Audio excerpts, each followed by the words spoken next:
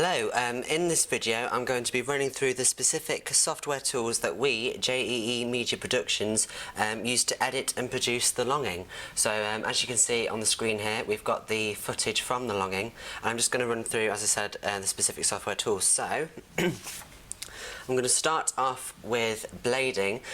We used this mainly to improve continuity, just to get rid of certain things that weren't needed really.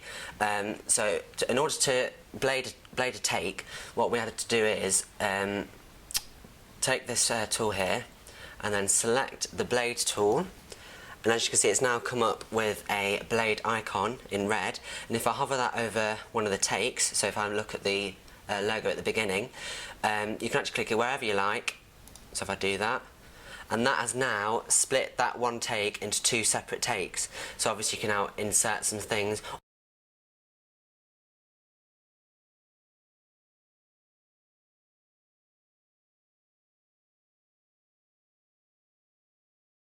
Or you can also blade another part of the clip, and then if you go back onto Select Tool, you can then highlight it by clicking on it and then press Delete to delete it. So obviously you can do that to get rid of any unwanted footage like we did. So if I just undo all of that. And then another tool that we used to improve continuity was trimming, and this actually decreases the length of the take. And what you do is if you go to the end of the take, it's quite fiddly this bit, so if I just zoom in a little bit, there's a little tool there. You can see it's come with a little curved bracket almost with two arrows. So if I just click there, the end of the take highlights in red. You can actually drag it either way to shorten the length or increase the length appropriate to what you want to do. So if I do that, and that obviously decreases the length of the take like I said. So if I just undo the trim, so it's all back to normal. So blading and trimming were both used to, as I said, improve continuity and create a high level of verisimilitude and create this sense of realism that our genre, social realism, demands for. And also another tool that we used was detaching audio from clips. This was especially useful for doing dialogue, especially when we had to do ADR for Rosie and Phoebe, as the sound went wrong when we were recording on one of the recording shooting days. So if we were going to do that, so if I just take this clip here, as you can see at the bottom, it's got like these this line at the bottom of the take, which is to do with sound. So if I just right click on that clip, it comes up with this menu, and you can actually click on Detach Audio. Now Detach Audio will then bring up this here, which is the audio from that take. So obviously you can move it about, do whatever you want with it. But we mainly used that just so that our takes weren't too crowded. So if I just undo that as well. So then the next thing we did was adding in titles and subtitles. So you can see here we've already got some included. So what we had to do here was, if you go onto the text box here, click on that, and obviously you've got your different options of what you want to do. So if I just go to a different section of the clip, okay. So if I just go to here, if I just choose this, you can drag it in, and then if you click on it, highlight it, now it should, here we go, it comes up here and you can edit it by clicking on it and then typing in whatever you want. So if I just type in The Longing, there we go, it's all come up, and then if you play it back, there we go, a little bit draggy because it's rendering, but you get the idea. And then to just get rid of it, you highlight it again, get rid of it by pressing backspace, and then you can obviously edit it as you please. So if I just edit that and undo everything, there we go. Right. Now the next thing, which was quite important for our production actually, was adding in a transition. Throughout our opening sequence we used a lot of dissolves, which was kind of more catered for our passive audience, our secondary audience, those in the e-income bracket. It's just so that they were able to differentiate better between the clips that are in the past and the clips that are in the present, so i.e. they're able to know where a time lapse has occurred.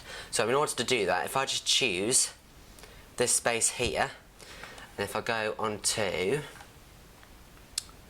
this button here, the transition button, you've got your different transitions. So let's just do a cross dissolve, sorry. All you do is click on it, drag it in, and hopefully, oh, there's another. Oh, to do that, all you do is just create transition, and then you've got your transition in there. So if I just play it,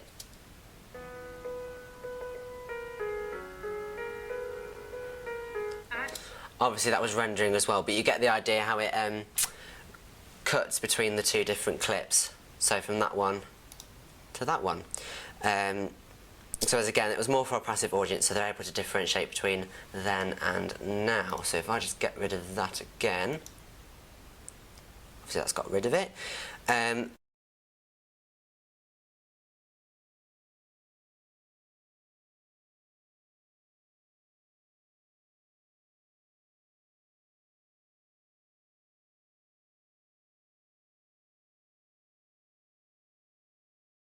And colour correction, that was also quite a key part of our editing process, mainly because we relied a bit too much on ambient lighting, which I think could have been a mistake of ours.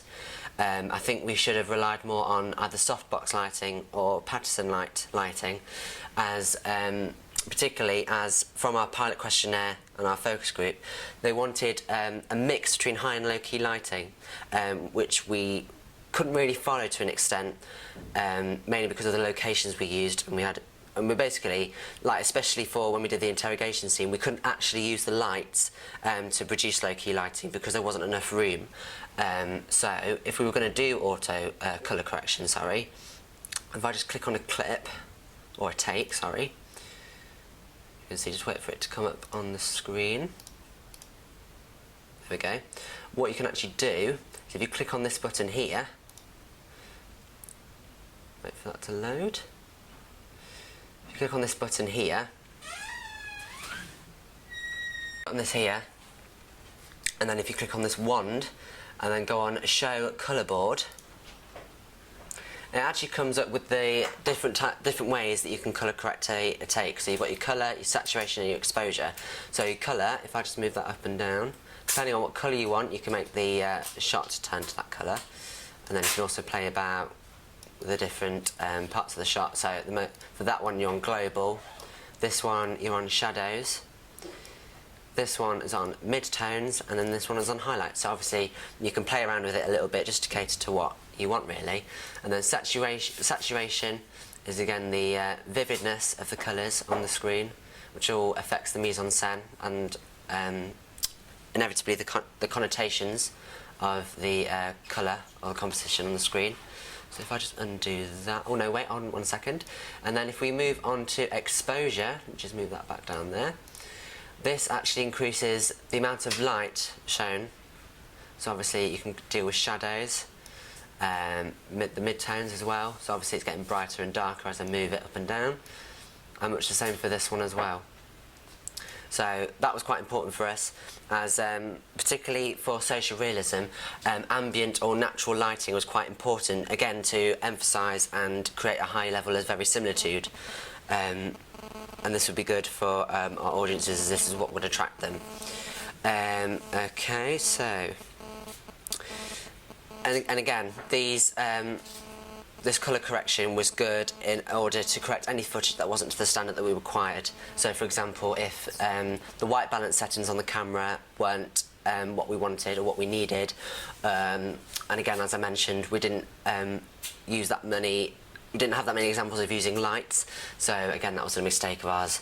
So yes, and then finally, we have filters. Now filters was again a really important part of our production, as we used the filter Vignette, I believe it's called.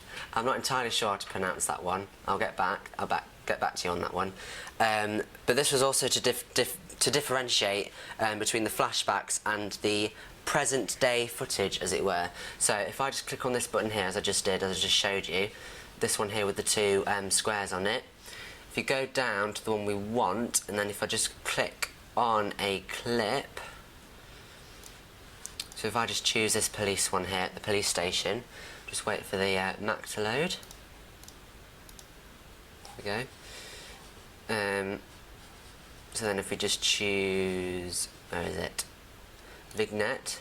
All we do is click on it, drag it in, and then obviously it's going to be rendering, and then you can obviously edit it to how you want. So that you can bring it down to bring the shadows up or down, depending on what representations or stereotypes or connotations you want to produce. So these flashbacks were quite important for us, as it kind of connotes how Laura is reminiscing her experiences with the gang members, and also confirms the representation and stereotypical representation of the working class is association with gang culture, and therefore just to hit home with our audiences about stereotypes and stereotypical representations of the working class. It might be argued that we're a bit too stereotypical with this, as some of our stereotypes could be viewed as hegemonic, so therefore this might actually detract our target audience. However, I think what we produced is good. I think it outlines the social issues within the working class, which is fundamental for the social realism genre.